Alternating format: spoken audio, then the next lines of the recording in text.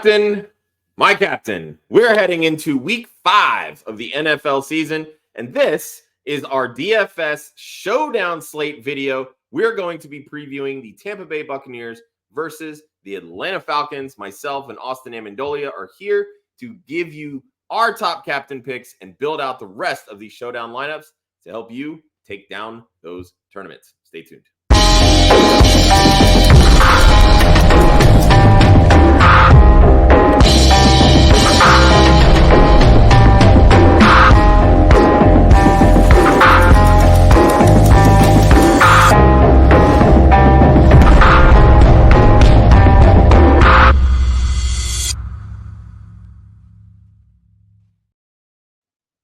Not 100% sure if that glitch was a part of my shitty hotel Wi-Fi because I've been displaced because of this hurricane, or if there's a ghost in this hotel of some kind. But Austin, how you doing tonight, buddy?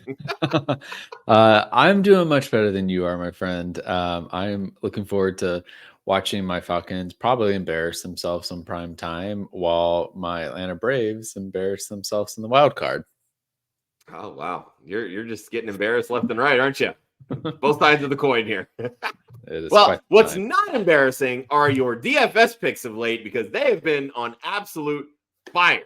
So with that, we are going to be previewing Thursday night's Tampa Bay Buccaneers versus the Atlanta Falcons to help you set the best DFS captain showdown slate lineups. And before we get started, Austin, tell everybody how they can play these tournaments. We're going to say against you this week because I'm still not caught up to speed on some things.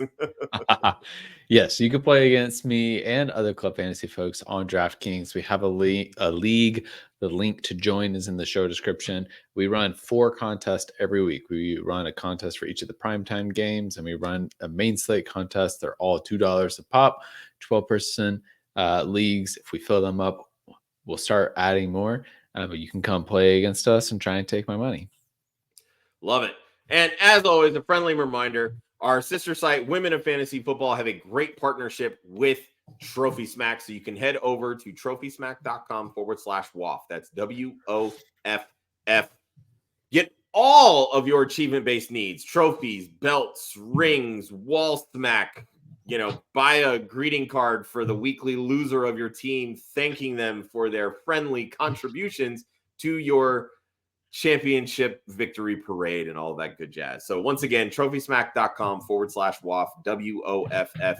Using that unique link, all of the commissions that we earn help us send these amazingly talented women to some of these great events like the Super Bowl, the NFL Combine, the NFL Draft. We don't want them to have to pay out of pocket. So anytime you guys use that link, this is what helps us help them. So once again, trophysmack.com/WOF, WOFF. All right, with that, always a reminder, you can hit the direct links in both the video on YouTube as well as wherever you're listening on your favorite podcast network. Okay, Austin, first category, as always, Captain Chalk. These are the favorite picks of the week, the obvious names, the ones that, again, the chalky captains, right? These are the guys that everybody's going to be picking. So who's the biggest name on the Bucs and the Falcons? Let's talk Bijan Robinson. Yeah, so Bijan Robinson, I am guessing is going to be the most chalky captain, but it's interesting. I don't think there's going to be a ton of chalk this week. There's a lot of superstars between these two rosters, which is kind of shocking when you think about the context of the NFC South.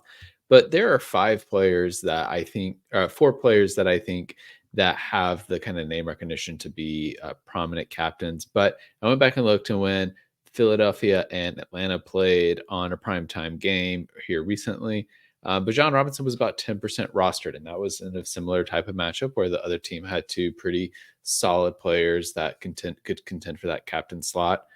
So I think he's probably going to be chalky, but I'm not afraid of the chalk this week in large tournaments because I don't think he's going to get pushed up to the 20% rate. So I think you'll be able to get different with him. The thing I like about Bijan also in this matchup, and the reason I will probably play him as captain, even though he's a bit chalky, is Tampa Bay. They've been mid against running backs. They have a history of being really tough against the run game.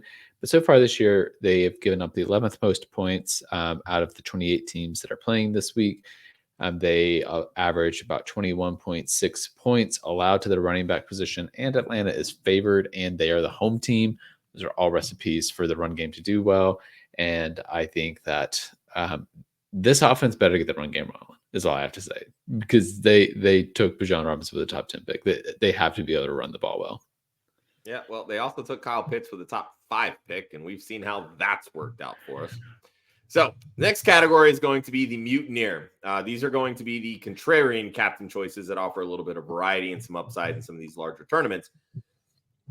Honestly, Austin, I'm really surprised that you didn't go with Chris Godwin as the chalky captain. So why do you think he's more of the contrarian captain here, considering how well he's played to start the season? Yeah, I think it's a little bit because of the fact, first off, that the Buccaneers are not favored. So usually the most chalky captain is on the team that is favored by the betting lines. Right now, Falcons are 1.5 favorites for this matchup. Chris Godwin, he's probably going to be in that same 10 to 15% range, but I think that there's going to be a lot of captain options this week. So I don't feel like he's going to be overly chalky. And I'm also, because he's been playing so well, I'm interested in playing him.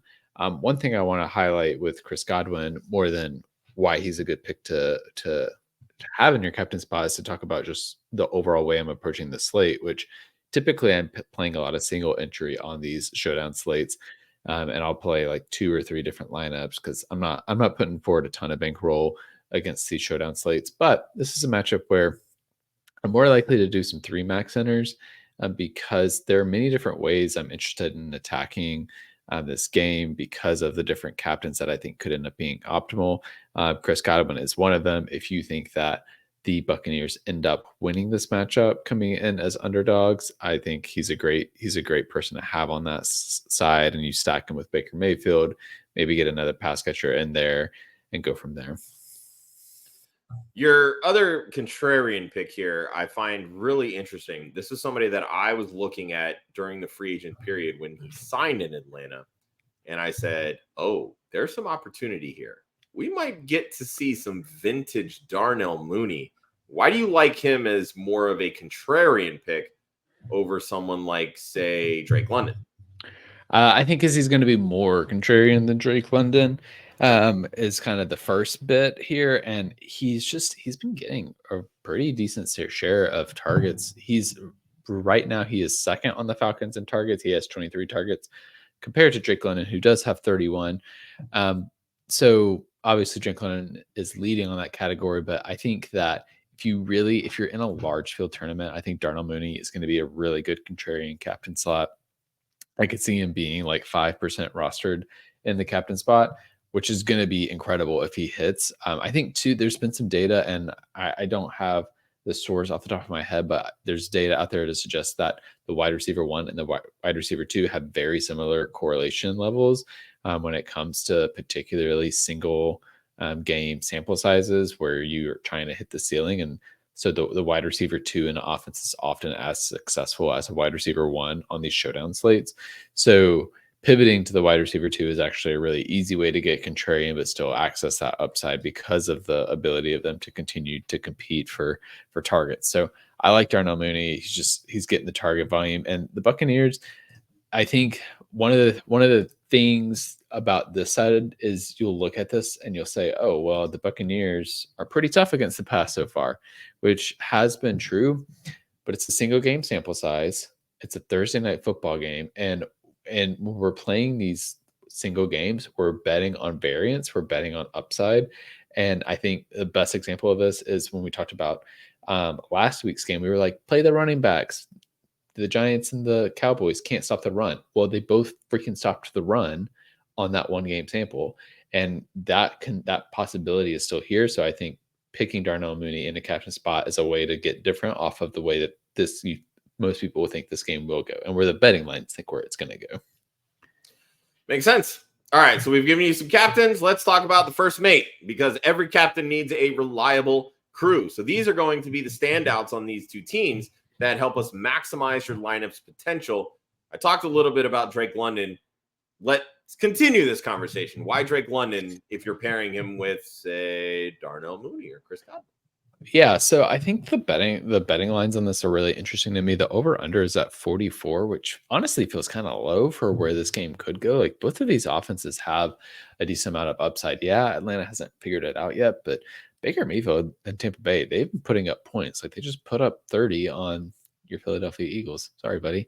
And they have the potential to hit that on any given week, which will push Atlanta to also pass the ball a lot. So I do think actually attacking this from the standpoint of this game hits the over is going to be a way to get different. Like people might see the betting line and think, oh, this is going to be a defensive battle. Let's throw in a defense. Let's throw in some kickers. And I'm like, oh, what if we bet on like Darnell Mooney scores 2 touchdowns, Drake London gets 10 catches, and Kirk Cousins is popping off. And oh, by the way, Chris Godwin has to get a ton of volume to keep up on the other side. So I think that there will be opportunities for Drake London to hit his ceiling. And I think just in general, like he's been getting really good target volume, and I don't see that changing in this matchup.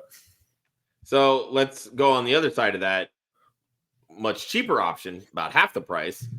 Cade Otton's been a little bit more involved in this Bucs offense over the last couple of weeks. Yeah, it's fascinating, right? Like all of a sudden, like first 2 weeks, he was like a dud. And I was like, well, there went all of my Cade Otton shares in best ball. And then the past 2 weeks, he's been getting like 6-7 catches, 6-7 targets per game, which has been great. The other thing is Atlanta is not always great at defending the middle of the field. That tends to be one of their sore spots. I mean, if you look, I was actually pulling up the next gen stats player charts. And if you look at Chris Olave's last week, you can see he really ate up the Falcons over the middle of the field last week. And so I'm kind of looking at the receivers on the Tampa Bay side that could do the same in this matchup.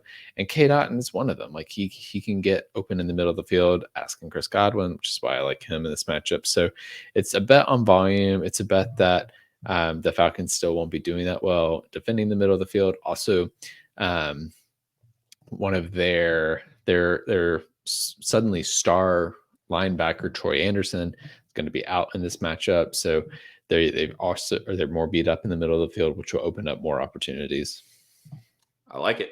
All right, next category here is going to be the deck scrubbers. These are going to be your cheaper punt play options that can make or break a lineup based on one play and or limited opportunity. Let's stay on that Bucs team.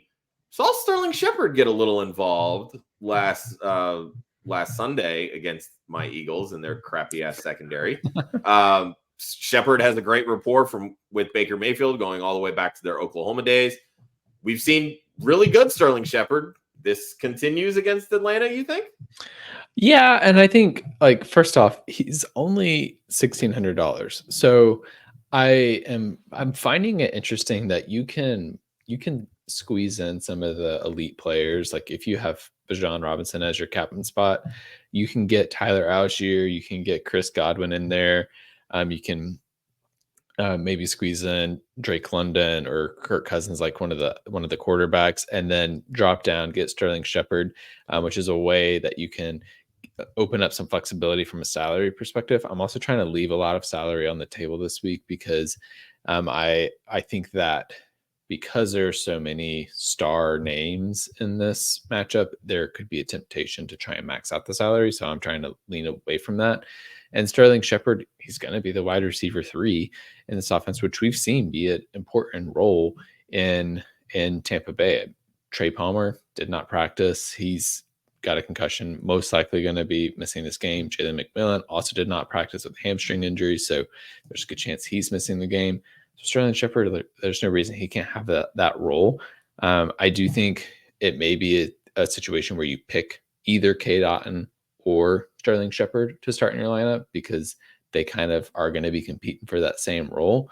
Unless you're doing like kind of a Tampa Bay onslaught where you say Tampa Bay just destroys the Falcons and you have 5 Tampa Bay players, then you could do both. But I think he's an interesting option, particularly for the salary savings. So your next option on the other side is somebody that I really like. He's really kind of come on as Atlanta starts running more of this 11 personnel. Let's talk about Ray McCloud. Yeah, I mean, the thing here is just like cheap salary price and a bunch of targets. Like he's been continuing to be active in this offense. And I said, oh, Darnell Mooney has the second most targets. Well, Darnell Mooney is tied for the second most receptions with Ray McCloud. And also Bijan Robinson, but running back, whatever. It's a side note. But Ray McCloud's getting plenty of volume. He's gotten 20 targets throughout the season so far. That's averaging 5 per game, which for a player that's 3,400 on DraftKings, that's totally fine volume. And again, this is a single game slate. So what you're betting on is that Ray McCloud is the differentiator in this matchup. Maybe you don't play him in a lineup where you have Darnell Mooney and you bet that you're trying to gain leverage on people who do play Darnell Mooney. You say, okay, Ray McCloud gets 8 targets this game and he scores the touchdown, and Darnell Mooney kind of falls to the wayside in this one game sample size. So some of it's game theory, some of it's just like the volume's been there. So like depending on how you're telling a story and building the lineup for this, I think he has a role there. And for me, it's just like it's also just about the salary savings. I'm going to have a lineup where I have Bijan Robinson as my captain, having Ray McCloud as a way to have some good volume and to be able to have some flexibility to play the other guys that I want. I like it. All right. Last reminder, click the link in the YouTube description or in the description of whichever podcast feed you're listening to. Come play against Austin and the rest of the Club Fantasy team, because I'm taking a break this week for, personal reasons, Hurricane Helene aftermath and all that good shit. Play with us on DraftKings. Go pick your lineups. Leagues expand with more people that show some interest. So click those links and come on and play with us. And my favorite segment here, the Kraken. These are the lineup traps that sink the ship. Tell me why you hate defense, Austin. I don't hate defense. I love defense. Man, defensive battles are underrated, just like pitching battles are underrated. But I am not a fan of the Tampa Bay Buccaneers defense in this matchup. They are 3K on DraftKings this week. The real reason for that is I think that they are getting a little bit steamed up right now. They've been dealing with some injuries. They've played some bad teams. Like they played the Broncos. They played the Eagles, which right now, team, it's okay. Yeah, without especially without AJ Brown and Devonta Smith, right? You played an Eagles offense without their 2 elite receivers that got paid. They haven't played anybody. And so there's part of me that just feels like it's going to be easy to be like, oh, the Buccaneers, like they should be able to. It's Kirk Cousins, like whatever. It's going to be bad. But honestly, I see this as a great time to fade the defense. I don't like playing defense in general in showdown slates, except for in special situations, because if the other team scores a touchdown, you lose 6 points automatically. And so it feels really good at the beginning when you're like, oh, look at that, I'm first because I'm only one with 10 points. And then really quickly it goes away. You're betting on a touchdown, and the Falcons, they've been taking care of the ball pretty well. Yeah, there will probably be a sack or two, but I don't foresee the Tampa Bay defense taking over this game to the degree it would need to for it to matter in a single game showdown. Makes sense. All right, that'll do it. Once again, our partnership with Women in Fantasy Football and Trophy Smack. Head to trophysmack.com/WOFF.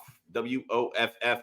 Get all of your achievement-based needs: trophies, belts, rings, wall smack, loser trophies, championship, or treat your commissioner with some swag, because it's a thankless job and somebody's got to do it and put up with your gripey ass. Trophysmack.com/WOFF. WOFF. And that will do it. He is Austin Amandolia at Austin_FFL. I am Joshua Hudson at the one Hudsonian. You can, of course, follow Club Fantasy on all of the socials at Club Fantasy FFL. The URL is clubfantasyffl.com. This has been your DFS Showdown Slate video. Oh, Captain, my captain. We will see everybody for next week's showdown for week 6. Have a good one.